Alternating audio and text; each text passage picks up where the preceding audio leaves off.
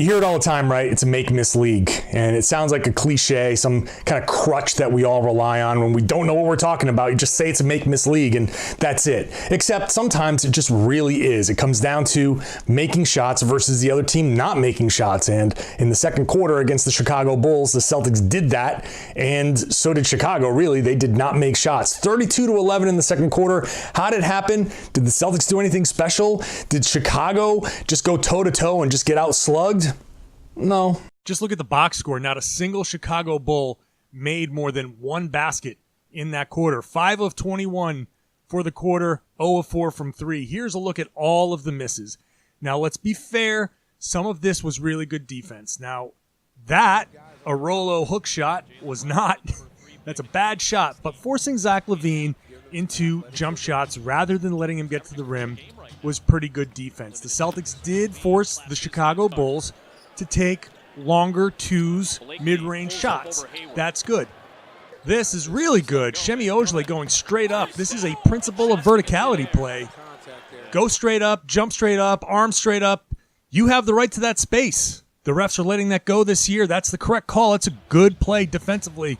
Aaron Baines, good play defensively here on Zach LaVine. But at the same time, there are shots like this that Chicago should have made. Maybe a couple of those jumpers probably should have fallen. This from Wendell Carter Jr., not the worst shot in the world. They had an open three in the corner. Not the best closeout from Gordon Hayward. Jabari Parker, that's actually his first miss from three in the game at that point. Open shot there. Look, the Bulls got open shots. They were getting some of the shots that the Celtics were giving to them. They're not maybe the most efficient shots, but they're also shots that they probably should have made at a better than 28% clip. And it will not go down. The Celtics, meanwhile, hit 11 shots to Chicago's 5 in the quarter. Shooting 44% from the field is okay. Shooting 46% from 3 is really good. It's amazing what hitting threes will do for your offense.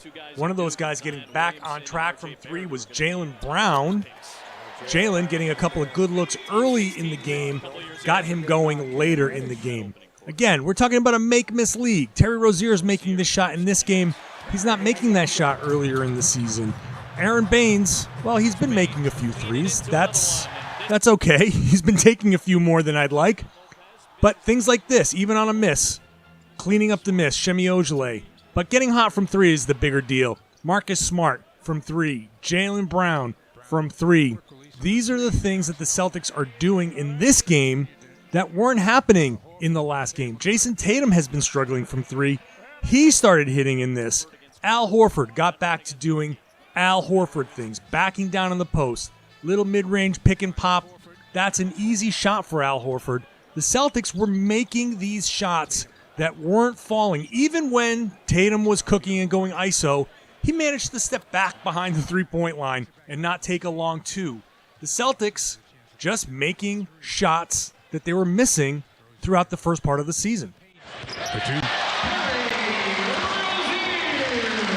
Let's be fair here. We do say it's a make-miss league, and the Celtics did make a lot of shots, but that didn't happen magically.